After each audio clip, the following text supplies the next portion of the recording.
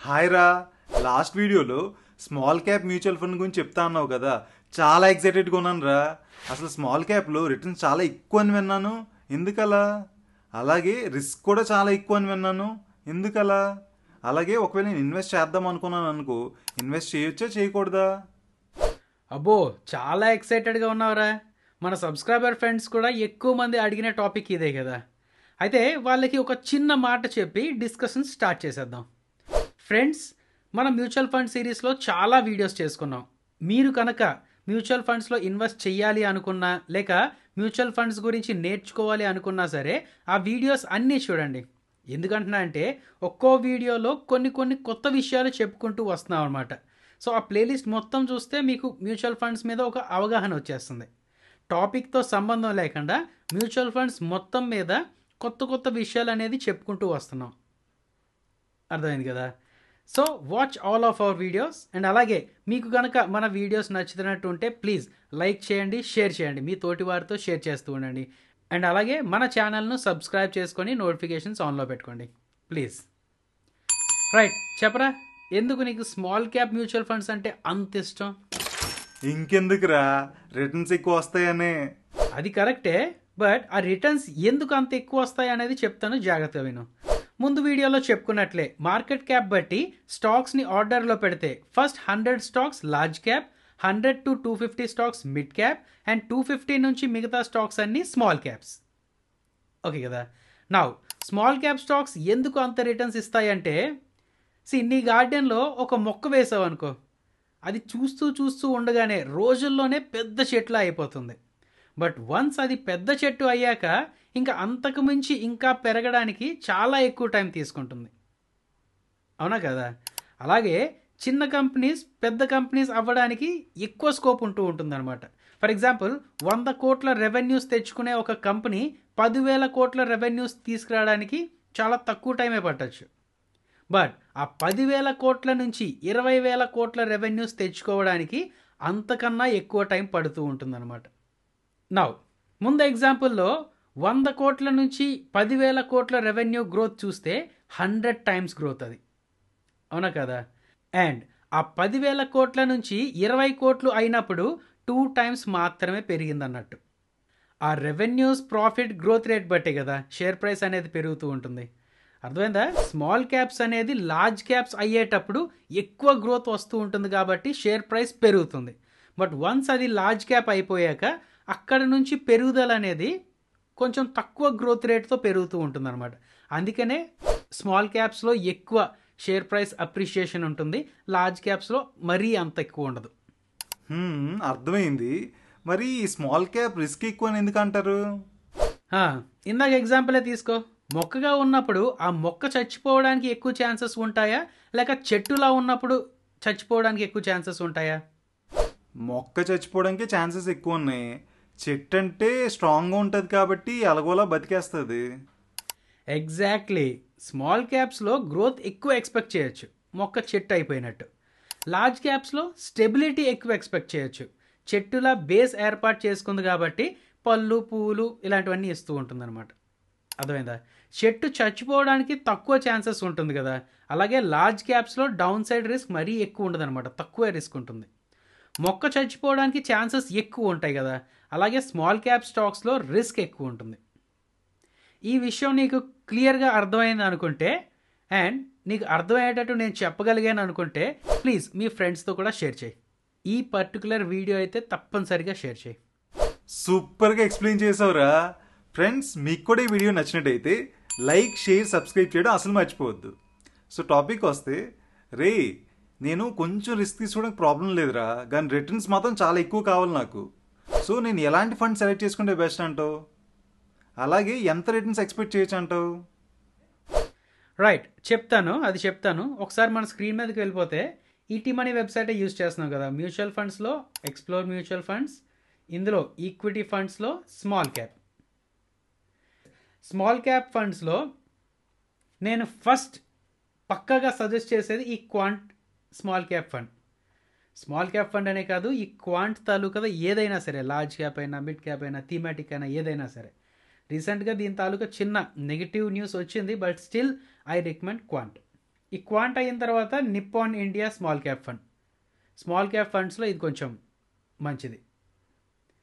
ఇంకా దాని తర్వాత ఏదైనా ఒకటే నన్ను అడిగితే హెచ్డిఎఫ్సి స్మాల్ క్యాప్ ఫండ్ ఒకటి, ఐసిఐసిఐ వాళ్ళది, లేదా ఐసిఐసిఐ వాళ్ళది, లేదంటే ఎస్బీఐది కూడా తీసుకోవచ్చు. But let's go with ICICI. వీటిని కంపేర్ చేద్దాం, ఈ నాలుగిటిని కంపేర్ చేద్దాం. నౌ స్మాల్ క్యాప్ ఫండ్లో ఒక్కటి మీరు బాగా గుర్తుపెట్టుకోవాల్సింది ఏంటంటే, లార్జ్ క్యాప్ ఫండ్స్లో ఏవైనా అంటే లార్జ్ క్యాప్ స్టాక్స్లో ఎవరైనా ఇన్వెస్ట్ చేస్తే అక్కడ నుంచి ఎగ్జిట్ అవ్వడం చాలా వరకు ఈజీ. బట్ స్మాల్ క్యాప్స్లో ఎలా ఉంటుందంటే, నువ్వు 100 రూపాయల్లో కొని అది 300కి వెళ్ళిన తర్వాత ఏదైనా చిన్న నెగిటివ్ న్యూస్ వస్తే ఇంకా అక్కడ నుంచి డౌన్ సర్క్యూట్స్ కొట్టుకుంటూ వస్తుంటుంది అనమాట.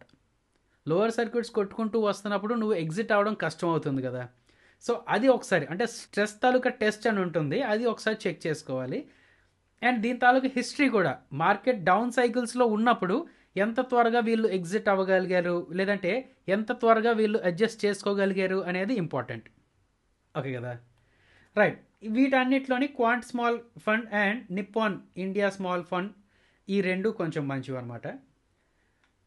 ఒకసారి మీకు రిటర్న్స్ పరంగా చూపిస్తే చూడు, క్వాంట్స్ మ్యూచువల్ ఫండ్ వాళ్ళు 5 yearsగా చూసుకుంటే 50% రిటర్న్స్ తీసుకొచ్చారు.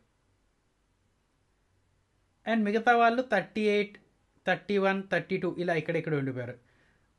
రైట్, లాస్ట్ 1 year తాలూకా డేటా చూసినా సరే 50% రిటర్న్స్ ఇచ్చింది స్మాల్ క్యాప్ ఫండ్, అదే క్వాంట్ వాళ్ళది. నిప్పాన్ వాళ్ళు 48%, మిగతా వాళ్ళు 35, 37 ఇలా ఇచ్చారు. మీరు అనుకోవచ్చు వీళ్ళు ఎక్కువ ఇస్తున్నారు కదా, వీళ్ళు ఎక్కువ రిటర్న్స్ ఇస్తున్నారు కదా, ఇంకా హెచ్డిఎఫ్సి కోసం, ఐసిఐసిఐ ప్రుడెన్షియల్ కోసం ఆలోచించడం ఎందుకు అని చెప్పి. బట్ చూడండి, స్టాండర్డ్ డీవియేషన్ వీళ్ళది చూస్తే, క్వాంట్ స్మాల్ క్యాప్ వాళ్ళ స్టాండర్డ్ డీవియేషన్ చూస్తే 17, అంటే చాలా ఎక్కువ రిస్క్ తీసుకుంటున్నట్లు. వాలటిలిటీ చాలా ఎక్కువ ఉంటుందన్నమాట. అయితే ఇంత మంచి రిటర్న్స్ వస్తాయి, లేదంటే లాసెస్ వచ్చినా సరే అలాగే వస్తూ ఉంటాయి. వీళ్ళు చూసారా, ఐసిఐసిఐ ప్రుడెన్షియల్ వాళ్ళు తక్కువ రిస్క్ పెట్టారు. స్మాల్ క్యాప్స్లోనే తక్కువ రిస్క్ స్టాక్స్ని పిక్ చేసుకుంటూ ఉంటున్నారు అనమాట. అర్థమైంది కదా. సో మీకు ఎక్కువ రిస్క్ చేయాలి, రిటర్న్స్ కూడా నాకు ఎక్కువ కావాలి అంటే క్వాంట్ తాలూకా స్మాల్ క్యాప్ ఫండ్ మంచి ఐడియా. లేదు అంటే మరి కొంచెం మోడరేట్గా ఉండాలంటే Nippon India small cap fund. లేదు స్మాల్ క్యాప్స్లో ఇన్వెస్ట్ చేస్తూ కొంచెం తక్కువ రిస్కీగా ఉండాలి అనుకుంటే హెచ్డిఎఫ్సి, ఐసిఐసిఐ, ఎస్బీఐ ఇలాంటివి సెలెక్ట్ చేసుకుంటూ ఉండొచ్చు. ఓకే, కాకపోతే ఇప్పుడు మార్కెట్ ఆల్ టైమ్ హైకి దగ్గరలో ఉంది కదా. సో ఈ టైంలో ఇలాంటి ఫండ్స్లో ఇన్వెస్ట్ చేస్తే ముందులాగే మంచి రిటర్న్స్ ఎక్స్పెక్ట్ చేయొచ్చా? కాకపోతే ఒకవేళ నేను స్మాల్ క్యాప్ ఫండ్లో ఇన్వెస్ట్ చేస్తే ఎన్ని ఇయర్స్ ఇన్వెస్టెడ్గా ఉండాలి? అలాగే ఒకవేళ నాకు షార్ట్ టర్మ్ గోల్స్ ఉన్నాయనుకో, సో షార్ట్ టర్మ్ కూడా ఈ ఫండ్స్లో ఇన్వెస్ట్ చేయొచ్చా? బాగా అడిగావురా. ఈ క్వాంట్ స్మాల్ క్యాప్ ఫండే ఓపెన్ చేస్తే దీని తాలూకా హిస్టరీ చూస్తే, ఇలా చూస్తే నువ్వు అంటే లాస్ట్ 1 yearగా చూసుకుంటే పెద్ద కరెక్షన్స్ ఏమీ రాలేదు. సో అందుకనే ఒకవేళ మ్యాక్సిమంగా పెట్టి చూస్తే చూసావా, రిటర్న్స్ వస్తున్నప్పుడు ఇక్కడ వరకు చూస్తే 33% రిటర్న్ వచ్చింది. దాని తర్వాత చూసుకుంటే చూడు -1.13%. అంటే అంత రిటర్న్స్లో ఉన్నవి కూడా 30% రిటర్న్స్ ఉన్నవి కూడా జీరో అయిపోయి, ఇన్ఫ్యాక్ట్ నెగిటివ్లోకి వెళ్ళిపోయి. అంటే నేను అంటుంది ఏంటంటే ఓవర్ ద టైం చూసుకుంటే చాలా ఎక్కువ రేట్లు పెరుగుతుంది. బట్ మధ్యలో ఏంటంటే ఎప్పుడైనా మార్కెట్ ఫాల్ వచ్చినప్పుడు ఎక్కువ ఫాలో అవుతూ ఉంటుంది, స్మాల్ క్యాప్ అనేది ఎక్కువ ఫాలో అవుతూ ఉంటుంది. సో నేను నీకు చెప్తుంది ఏంటంటే, for suppose next 1 year taluka target పెట్టుకున్నావు. నువ్వు ఇప్పుడు ఇన్వెస్ట్ చేసిన దగ్గర నుంచి ఒక 50% పెరిగింది. స్టార్టింగ్ 9 monthsలో 50% పెరిగింది. నెక్స్ట్ 3 monthsలో ఆ 50% పోవడమే కాకుండా నెగిటివ్లోకి వెళ్ళిపోయింది అనుకో, అంటే నువ్వు లాసెస్లో ఉన్నావు అనుకో, నీకు ఆ 1 year అయిపోయిన తర్వాత డబ్బులు అవసరం కాబట్టి నువ్వు విత్డ్రా చేయాల్సి వస్తుంది, సెల్ చేసుకొని విత్డ్రా చేయాల్సి వస్తుంది. నువ్వు లాస్లో సెల్ చేసుకోవాల్సి వస్తుంది, లాస్లో విత్డ్రా చేసుకోవాల్సి వస్తుంది.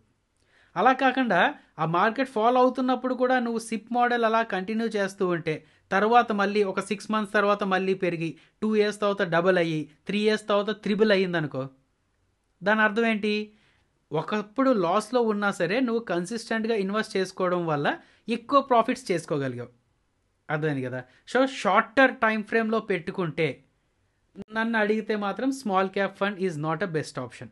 ఎందుకంటే నువ్వు విత్డ్రా అంటే నీకు అవసరం ఉన్న డబ్బులు అవసరం ఉన్న టైంలో లాసెస్లో ఉండొచ్చు, లేదంటే ఆ టైంలో విత్డ్రా చేస్తే నీ ఫ్యూచర్ తాలూకా ప్రాఫిట్స్ మిస్ అవ్వచ్చు. So long term vision, more than 3 years తాలూకా విజన్ ఎవరికైతే ఉన్నదో, ఫైనాన్షియల్ గోల్స్ అనేది 3 years తర్వాతే పెట్టుకుంటున్నాం అన్న వాళ్ళు ఎవరైనా ఉంటే స్మాల్ క్యాప్ ఫండ్స్లో ఇన్వెస్ట్ చేసుకోవచ్చు.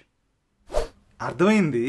కానీ ఫర్ ఎగ్జాంపుల్ నేను ప్రతి నెల 10,000 రూపాయలు సిప్ ఇన్వెస్ట్మెంట్ చేద్దాం అనుకున్నాను అనుకో. సో ఆ 10,000లో ఎంత అమౌంట్ ఈ స్మాల్ క్యాప్ ఫండ్స్లో ఇన్వెస్ట్ చేయొచ్చు?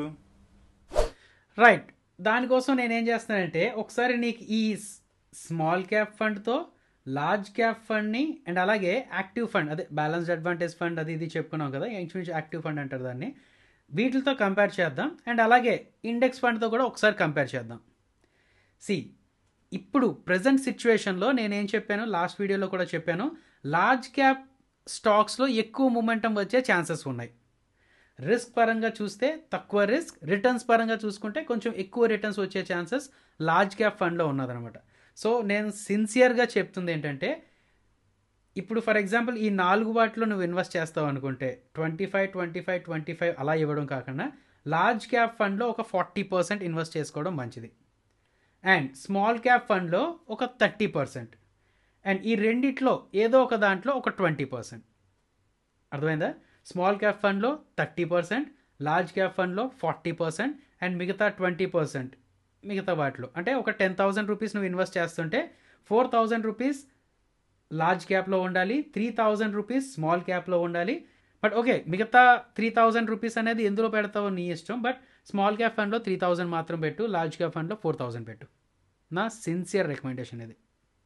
ఓకే, సో ఫైనల్గా ఈ స్మాల్ క్యాప్ మ్యూచువల్ ఫండ్ తాలూకా ఎక్స్పెన్స్ రేషియో, ఎగ్జిట్ లోడ్ ఇలాంటివన్నీ చెప్పు. ఎస్, అది కూడా చెప్పేస్తాను. స్మాల్ క్యాప్ మ్యూచువల్ ఫండ్ తాలూకా ఎక్స్పెన్స్ రేషియో ఎక్కువ ఉంటుంది, ఎందుకంటే ఎక్కువ మంది ఎనలిస్టులు కావాలి, వాళ్ళ తాలూకా వర్క్ కూడా ఎక్కువ ఉంటుంది అనమాట. మంచి స్టాక్స్ పిక్ చేసుకోవాలి, టైం వచ్చినప్పుడు ఎగ్జిట్ అవ్వాలి, ఇలాంటి ఎక్కువ ఉంటుంది. కాబట్టి ఎక్స్పెన్స్ రేషియో స్మాల్ క్యాప్ ఫండ్స్కి ఎక్కువ ఉంటుంది, లార్జ్ క్యాప్ ఫండ్స్కి కొంచెం తక్కువ. ఇంక ఇండెక్స్ అయితే నువ్వు ఎక్స్పెన్స్ రేషియో తక్కువ ఉండాలి అని అనుకుంటే మాత్రం ఇండెక్స్ ఫండ్సే బెస్ట్ నీకు. అర్థమైంది కదా? సో ఇందులో అది కూడా యాడ్ చేసుకో నువ్వు. స్మాల్ క్యాప్ మ్యూచువల్ ఫండ్స్కి రిస్క్ ఎక్కువ ఉన్నా సరే రిటర్న్స్ ఎక్కువ వస్తూ ఉంటుంది, అండ్ అలాగే ఎక్స్పెన్స్ రేషియో కూడా ఎక్కువ ఉంటుంది. అండ్ ఈ ఎగ్జిట్ లోడ్ అంటావా అన్నిటికీ ఒకటే, ఇండెక్స్ ఫండ్కి అయితే లేదు. వీళ్ళు ఏమంటున్నారు, 1 year లోపల రిడీమ్ చేసుకుంటే, అంటే నువ్వు ఇన్వెస్ట్ చేసిన 1 year లోపల ఎగ్జిట్ అవ్వాలి అనుకుంటే 1% ఎగ్జిట్ లోడ్.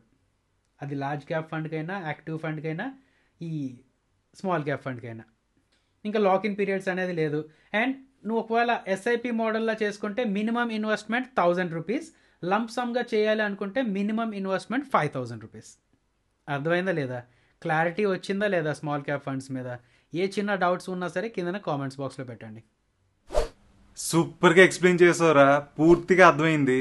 ఫ్రెండ్స్, మీకు కూడా అర్థమైందని అనుకుంటున్నాను. సో ఫ్రెండ్స్, ఇంతవరకు మనం బేసిక్ మ్యూచువల్ ఫండ్ గురించి మాట్లాడుకున్నాం. కాకపోతే కొన్ని స్పెషల్ ఫండ్స్ కూడా ఉన్నాయి. సో ఆ స్పెషల్ ఫండ్స్లో మీకు ఏదైనా వీడియో కావాలి అనుకుంటే మా కామెంట్ సెక్షన్లో చెప్పేయండి. అలాగే ఈ వీడియోని ఇంకా సబ్స్క్రైబ్ చేసుకోకపోతే తప్పనిసరి సబ్స్క్రైబ్ చేసుకొని బెల్ నోటిఫికేషన్ ఆన్ చేసుకోండి.